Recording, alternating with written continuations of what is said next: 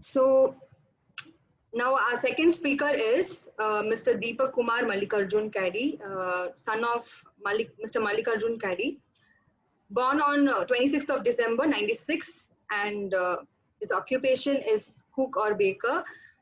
He has started his own company, and it's Bellachaim, and it's in Tirupur. He has started recently, and he has done his education, Bachelor of Hotel Management with kitchen specialization in Christ College, Bangalore, Master of Gastronomy, World Food Cultures and Mobility from the University of Gastronomic Sciences, Italy. And his achievements are winner of 3 national level quizzes, 6 inter-university quizzes and 12 intra-university quizzes, and spearhead Mind Curry, the first quiz club in Department of Hotel Management. And he has headed food committee for 2-day recreational event for 600 underprivileged kids from 9 project areas. That's a great project that you have served 600 underprivileged kids. And also he has been the student editor of Departments Magazine and regular contributor to University Magazine. And he has also hosted Indian dinners in Italy to showcase regional cuisines to the university students. So let's all put our hands together for Deepak Khyadi. Thank you so much. Thank you. Thank you so much, Satya and Meenakshi Aunty, for having me here, and Nivya. So I'll actually start with the presentation so that I can talk and then go along. Sure, I'll just make you co-host right now. Sure. Thank you.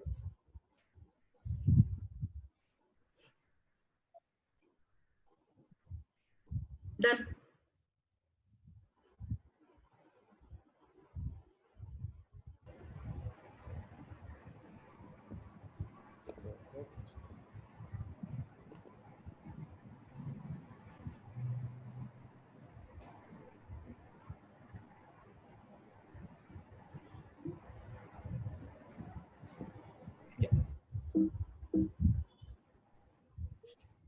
So good evening, one and all. So as they already mentioned, I'm Deepak, and I'm a cook by profession. And during lockdown, I also started to learn how to bake, which was something I've never done. And the masters that I specialized in was world food cultures and mobility. And my main specialization was food anthropologist. So anthropology is the study of humans and culture. So food anthropology basically deals with the idea of how food has shaped different cultures and languages.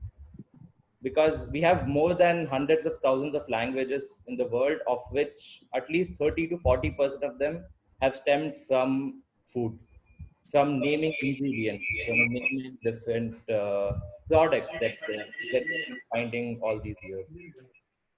And I also started quizzing. Deepak, 1 second. I think there is someone has to mute, I think. I'll just mute everyone. And you can unmute yourself. Yeah, you can proceed.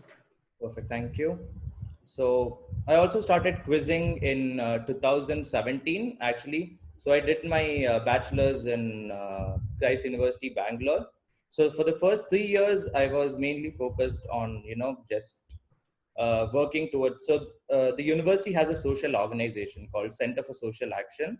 So I was a volunteer for that for 3 years, and I'd go to, so they have like 4 fields called Activity Center, Media and Communication, Drishti and Prayatna. So I basically dealt with taking care of underprivileged kids. So after class in the evenings, we would go teach these kids because they all studied in a government school, and we would get to know their syllabus, and for a span of 1 semester, we would be the ones teaching them for every day, say from Monday to Friday, for 1 hour. So that, and this is not just the syllabus, but also life skills, because the most important aspect, I mean, that the Indian education system has not really been following is to develop life skills. And that is something we have been we did over those 3 years. And in the 4th year, I got into quizzing. Quizzing is something that I was interested as a kid, but I never really did look at it as, as a hobby. And so quizzing is basically, it's trivia. It's what KBC is, but except KBC has 4 options. Quizzing does not have options. So they just give you one paragraph and or an image, and you have to identify what the quiz master wants you to identify. And I'm also a movie buff, which plays an important role in my life, which I will be sharing with you as and when, like over time. So I'll start with how my journey with cooking started. So as a kid, I've always been a lazy person, like even to date. But the only time I'm not is on Sunday mornings. When as a kid, when I used to wake up at 8:30 to watch Khana Kazana, which used to come on ZTV. I still don't know how or why, but like my body clock would just wake me up at 8:30. And so food has always been a part of my life and my identity, to say the least. So like, considering we are from Karnataka, we are from the north of Karnataka, and we're born and brought up in Tirupur. So that the confluence of these two cultures or these two states in itself was, it intrigued me. சின்ன வயசுல இருந்தே எனக்கு அந்த அந்த ஒரு அந்த அந்த experience இருந்தது. ஏன்னா 2 கல்ச்சர்ஸையும் சேர்த்து வச்சு சாப்பாடு எதுக்கு டிஃப்ரெண்டா இருக்கு, நான் ஊருக்கு போனா எதுக்கு டிஃப்ரெண்டா இருக்கு, ஆனா இங்க வந்தா மட்டும் எதுக்கு டிஃப்ரெண்டா இருக்கு. ஸோ அந்த விதத்துல that always intrigued me, and I started reading a lot about food and books in general. And that is how I got into hotel management. Even though I did science, I did my computer science, and then I ended up joining Christ for BHM. So for the first 3 years, like I said, it was all well and good. But then in my third year, I joined the kitchen specialization. And this is our team. So when we started quizzing in 2017, it was just me and Steve. So like the person with the colored tie that you see on the right hand side. So it is just the 2 of us who started. But in a span of 1 year, we started roping in more people. And by the end of the academic year, when we conducted the quiz, these were, we started Mind Curry, the one which I mentioned. So this is the department's first the department's first quiz team. And and I also, I love talking to old people, more than young people, uh, like nobody my age, because they have a lot of stories to share. I mean, so do our age, but they experiences, I mean, as Prabhu was saying, experiences, they matter a lot. And to learn it from somebody who's already lived their life, because no two people can live the same life, but it's about getting to know somebody else's life so that you can lead it in a better way. And this is an image of chai, because again, chai is Deepak, Deepak is chai, because so this is something I've like that represents me again in a way. So yeah, so this was, I graduated in 2018 from BHM, and I graduated November 2019 from the University of Gastronomic Sciences. So this and then after lockdown, I was since lockdown I've been home, and which is when I learned to bake, and I started Bellachaim, which is a home bakery and a kitchen of sort, where I introduced Italian and Israeli cuisine, like to Tirupur, to the audience of Tirupur. So as I said, like about being a food anthropologist, so the next several slides will be focused on food, because I want to take you through a journey which I went through my eyes to you all. So the reason I'm posting food pictures is because, like I said, food and culture are interrelated, and every country or every state or every city has its identity, and that is represented by food. So for example, the first picture that you see on the left is a donne biryani, which is from Bangalore. So donne is the leaf that you see. And so donne, because donne was a really, like the plant was abundant in Bangalore, which is why this came about. And on the right, you see pizza, which represents Italy. And I'll be honest, Domino's and Pizza Hut are not actually pizza. They're just pieces of flatbread and sauce on top. So that is something, I mean, yeah. And then Madurai, because Madurai and biryani are like again interrelated. So so the reason is because every like they say மதுரைக்காரங்க ரொம்ப ரோஷக்காரங்க ஏன்னா அவங்க ரொம்ப spicy சாப்பிடுவாங்க ரொம்ப like I don't know they eat a lot of meat but I mean that is what sets every city apart from somebody else. And I mean to be honest the food in Madurai is the best in Tamil Nadu. I'm not sure if people would agree but I think at least for me that is the best food. And this is in Mumbai. This is during Ramzan in Muhammad Ali market. So you have pav, you have spring rolls, you have baida roti, which is basically eggs and minced chicken served like it's similar to a wheat parota. And on the right is what in Tamil we call seempal. So colostrum or colostrum milk or a ginna in Canada.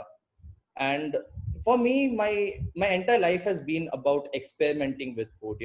I do not want to stick to idli vada or rice or chapati. Every restaurant that I go to I always look at things which I do not know of. And that is why I've been able to taste a lot of different flavors and a lot of different food. So colostrum or seempal was new for me. I was working in Mumbai. I was working in Bombay Canteen, which is the number one restaurant in India at the moment. And when I was working there, I used to just walk around Mumbai after work, and I came across this, and this blew my mind. And this is Halim. Halim is it's a wheat-based dish, which I think Nivea also had the opportunity to try during Ramzan.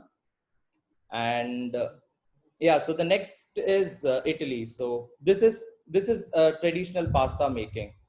So these are my friends. Again, they influenced what I'm doing right now. Like I got into baking because of them. So she is Israeli, Lital, and he is Irish and French. So the idea of breads, introducing Italian or French breads and Israeli breads came from them. And like Prabhu mentioned, Thanksgiving. So Thanksgiving usually involves a turkey. So we ended up sourcing turkey from like 400 kilometers away because where we lived, turkey was not available. So we had to, order it like a week before and then we had to buy it. So that is the turkey that you see before it became a turkey roast. And this is dry meats or cured meats. And the best part about Italy is also that they do not waste their ingredients, which is a really important factor. Or even like Madurai for that matter. Madurai follows something called the nose to tail policy, which is they use everything. They don't just, they don't leave out the brain, they don't leave out the tail, they eat everything. And all these that you see are basically kidneys, livers, or the brains, the eyes. They all are combined together. And even the outer lining of the stomach is combined to form the sausages that you see here. And yeah, so again, this is at my friend's place. So this is uh, almost every house with a garden has a pizza oven. And so he's performing something called the pizzaiolo, which is basically where you throw the pizza in the air to stretch the dough. And the sign of a good pizza dough is when you can stretch it to a point where it does not tear. So you can stretch it to around 20 inches and it will still not tear. And yeah, so this is the concept of like what actual pizza is. And then I also had the opportunity to travel to around like 15 different countries in that span. So these are just the famous food in the famous. So this is Notre Dame, which unfortunately was burnt in like it was destroyed in fire last year, like partially. And this is the Arc de Triomphe and a macaron. So this is a crepe. So what we call a dosa here is actually a crepe in France, but it's just sweet. And waffles. So I think everybody's been to the waffle place outside of Domino's, but waffles actually came from Belgium. And so this is Sicily. So Sicily is an island in Italy. And as part of my university in Italy, I had the opportunity to, so the university took us to 3 different study trips. So study trips are basically where you go on a 1 week or 10-day long trip to different countries and experience their food, their culture, and their way of living. So we had the opportunity to visit Sicily, Philippines, and Greece. So I will be, like I'll be sharing more like over time. So this is cannoli. Anybody who's watched Godfather, like the original 1972 movie, would remember this iconic dialogue: "Leave the gun, take the cannoli." So cannoli actually comes from Sicily, and this is the image on the left. And what you see on the right is again, it's a pasta, but it's made with squid ink.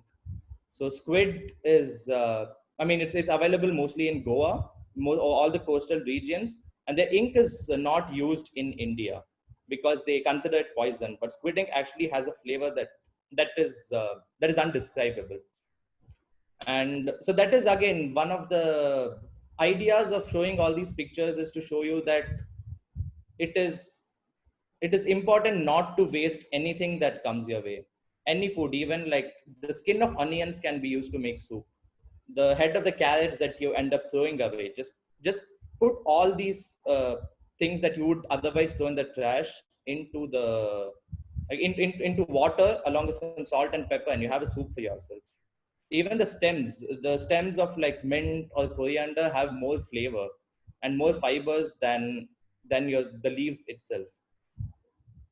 And here is a ricotta again. So whenever பால் கெட்டு போச்சுன்னா நாங்க அதை தூக்கி வீசிடுவோம். But இங்க அந்த பால்ல தான் அவங்க உப்பு போட்டு சாப்பிடுவாங்க. So this is a fresh cheese which they basically made using, and this is not paneer. Okay, so like in paneer you usually add some vinegar, or you add some of the yogurt, or like you add vinegar to make it thick, or you add yogurt to make yogurt. But in this case, it just, so they're trying to make something, and something went wrong, so they just served it to us in this. But this was still beautiful and tasty, because dairy products have a really short shelf life, and you're supposed to serve it then and there. And then, yes, I had the opportunity to also visit Greece, like I said. So this is panakopita, which is Greece's national dish. So this is a puff pastry filled with spinach. Spinach is a really it's a prevalent ingredient in Greek cuisine. And what you see on the right is a rice and meat dish, which is covered with the pig's fat. So the stomach lining of the pig is actually taken, and that is used to bind it together, which I found really interesting and tasty at the same time. So these are amygdala or almond cookies, which again are like native to Greece. So the next is Philippines. Philippines is almost like India. I mean, despite it being an Asian country and a tropical country, there's so many similarities and so many differences at the same time, because they were occupied by the Spanish, they were occupied by the US, they're occupied by the Chinese and the Japanese. So, it's all these cultures coming together. So what you see on the left is a lechon. Again, normally those who eat pork among this group usually just consume the ribs or just the belly or the bacon. But in this case, they use an entire pig. They just coat it with oil and some salt, and then they roast it over low flame for like 18 to 24 hours. And what you get is this really crispy skin of a pig, along with some succulent meat. And on the right is a piaya, or what we call Puran Poli, which is found in Maharashtra and Karnataka. So obbattu. So that this is a variation of that which is found this is made again with coconut and peanuts and jaggery, and because sugar production is really high in the Philippines. And what you see here is a balut. So this might disgust a lot of people, but balut is a fertilized duck egg. So when the duck is, like about to be born, say 5 days before it is supposed to be born, they basically cut it, or they boil the egg and then they cut it open. So you have the eyes, you have the feathers. It's a delicacy, but I mean, anybody from Kerala has, you have the duck curry from, your Ammini's duck curry, or your, so we always have the entire duck. But if you ever get the chance to do try this, and you will be blown away at how good it is. Timing. And so these are all the food that I had, because where I studied in Italy, we had students from more than 90 different countries. So every day was a different, a different culture, a different cuisine that we got to try. So my roommate was Bulgarian and she made us moussaka. Moussaka is actually a Greek dish which is made with eggplants or aubergine, but the Bulgarian moussaka is made with potatoes and meat. And that is ayran that you see in the back, which is a yogurt based drink. So what we call more here is actually ayran there, which is a Turkish or Bulgarian drink. And on the right is a Vietnamese dish. Top right is a Vietnamese dish called chow. So chow is what we call kanji. நாங்க வீட்ல கஞ்சி சாப்பிட்டது தான். They prepare it, but they make a thicker version out of it with raw egg on top, sauteed mushrooms, the chili paste, and spring onions. It's usually the comfort dish. எங்களுக்கு எப்படி khichdi comfort dish அவங்களுக்கு அந்த மாதிரி இது. And I was working in Germany for 2 months after my as part of my internship. I was working in Ubelingen or Lippershausen, which is close to the Switzerland and Italian border. I mean, Austrian border. So that region again focuses a lot on potato rosti, which is a Swiss steak, a beef steak. And again, the students in my university, everybody specializes in something. So one of my friends who's just 23 years old has been working with meat since he was 10 years old. And this is his creation. So like this is again basically a pork meat, which he's tied it and cooked it for 48 hours until you get this crispy, beautiful, oh god, I mean, my mouth is already watering even though I've had it, but yeah. And on the top right is takoyaki, or like we call it paniyaram, but the Japanese call it takoyaki. It's again made in a made of similar ingredients, except it's stuffed with meat, seafood actually, a lot of seafood and Japanese mayonnaise and ketchup. So the Japanese mayonnaise and the normal mayonnaise are different. And this is a Tibetan food. Think more, uh, Tibetan's everyday food. And shabza, which is a soup, again made using beef. Since it's really cold out there, you need a lot of maida and you need a lot of meat to be able to keep your body warm. And this was in Christ, so we had two sushi chefs from Nagasaki, which is where the atomic bomb took place in 1945 and 46. 42, I'm sorry. So those chefs came to show us what sushi was like, and this was their knife collection or their knife kit. And every chef, I mean, including me, I have at least like 8 or 9 knives, because I don't know what is. So every architect has his or her instruments which she readily guards. So for a chef, this is his life. A knife is his life. He takes care of it like a baby. And now into baking, which is something I started in March. So this was the first bread that I ever made in, I think it was early April. And so this is Halla. This is an Israeli Jewish bread, which is made without dairy products. So there's no milk, there's no butter, nothing. Because Jewish only eat it during Shabbat, which is their Friday festival, which happens every Friday. And you're not supposed to consume dairy products on that particular day. So the bread is made without dairy products. So everything was experimenting. So over time, I started developing until like to what I have here. This is something I made 2 days ago, the one on the right. And so these are all part of my menu in Bellachaim, which I run.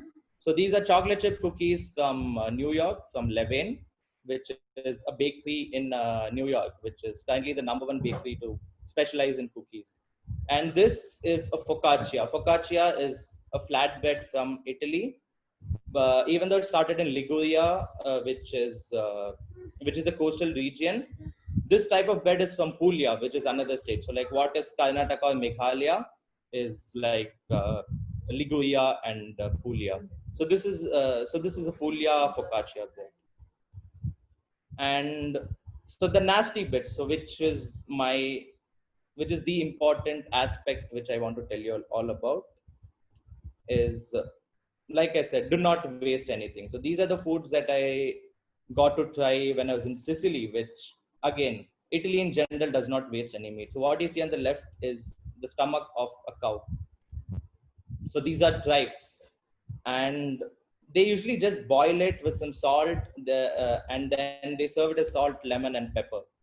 And that, because if you waste something, I don't like. I mean, I used to waste something as a kid, but over time I realized that when there's so many flavors associated with an ingredient, why waste it in the first place?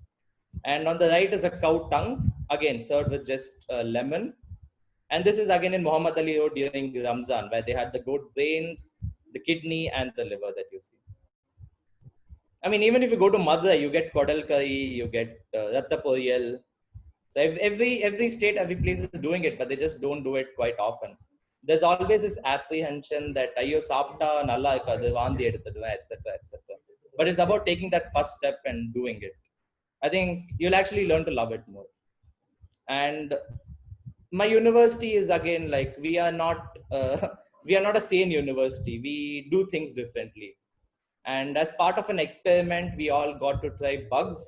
So we tried grasshoppers, we tried crickets, we tried silkworm, we tried sago worms. They were just, roasted with salt. And on the right is a cooked and dehydrated diving beetle, which is from Thailand. So, and yeah, so focusing on like what I said, that I used to be a quizzer. So this is a quiz for the audience. So, so that, I mean, there's an interaction per se. So this is a quiz for all the Tamilians, since we are in Tamil Nadu. Most of us know about the Last Supper that Jesus shared with his apostles.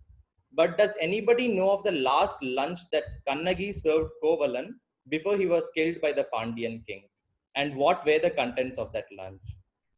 So think about the period of Kannagi and Kovalan, and what ingredients might have been prevalent at that time. So yeah, the floor is open to anybody who would like to answer. Rasam and soda. What is the price you give? Correct. I can give you a box of cookies. Or I can take you to Padiyappa mess and make you have ratta poriyal and kodal curry. Everyone can unmute. I think you can all answer this. Yeah, anybody can unmute and start answering. I think it's ratta poriyal. I wish it was, but no. Rasam and rice. No. No, paniyaram. No. Tayir sadam. Sorry? Tayir sadam. No. சாப்பிடவே இல்ல. On the time Madurai, so like, I don't know, imagine like 400 years ago, what would have been, because I mean, half the ingredients that we know of today, potatoes, tomatoes, garlic, they all came to India only in the 1600s by the Portuguese. Before that, we did not have any of them. Some tinai or something? Ragi. No millets per se. Deepak, you have made our mouths watering and now you're quizzing. How are we to answer? அதுதான் நீங்க சொல்ல வந்தீங்க. This is Kanji. Kanji. Deepak, kanji. Ganji இல்லைங்க, not ganji. Okay. I think we have one more speaker, so I think you can tell. Yeah, okay, I'll just show you. Okay, I'll just show you the answer. So it is ripe jackfruit, cucumber, pomegranate or a type of melon, mango, banana, red rice, not normal rice, red rice, milk, and ghee, served in a banana leaf. So anybody who can read Tamil, if you could kindly read it out, it would be easier because I can't. கோழி பாகல் கொழுங்கனி திரள்காய் வாழ்வரி கொடுங்காய் மாதும் பசுங்காய் மாவின் கனியோடு வாழை தீம்கனி சாலி அரிசி தம்பால் பயனோடு. So yeah, so this was what was served to Kovalan by Kannagi before he died. Sorry. Thank you so much for your time, guys. Thank you so much. Thank you so much. When you're going to serve us, Deepak? Sorry? When you're going to serve us? Like I said, my One restaurant day is open for you all. you are going to serve us for a physical meeting, okay? Definitely, I'd be more than happy. If anybody You wants to get the place an menu. order, can do so. You get the menu prior so that whoever wants, we'll give you the order and you can serve us in the physical meeting. Okay? Definitely, yes. It would be my pleasure. Thank you so much. Thank you, Deepak. எல்லாருமே video வந்து mute பண்ணிட்டாங்க ஏன்னா வந்து தீபக் வந்து எல்லாத்தையும் மவுத் watering he just gave us his mouth watering experience by showing a lot. எல்லாரும் சாப்பிட்டு இருப்பாங்க இப்போ எல்லாமே வீடியோ மியூட் பண்ணி எல்லாரும் சாப்பிட்டாச்சு சைடு கேப்ல. Hey, sorry. நான் இன்னும் சாப்பிடல நிவியா. கண்டுபிடிச்சிட்டீங்க எல்லாமே. So anyway, Deepak and the youngest one. Yeah. Yes. Youngest one. Yes. So Sri Govind waiting. yeah, I'll just give an introduction of Sri Govind.